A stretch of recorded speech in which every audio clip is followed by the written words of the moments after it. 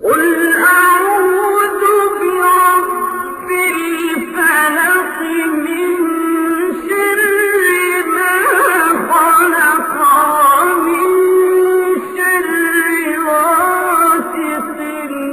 إذا وقب ومن شر النفاثات في العقد ومن شر حاسد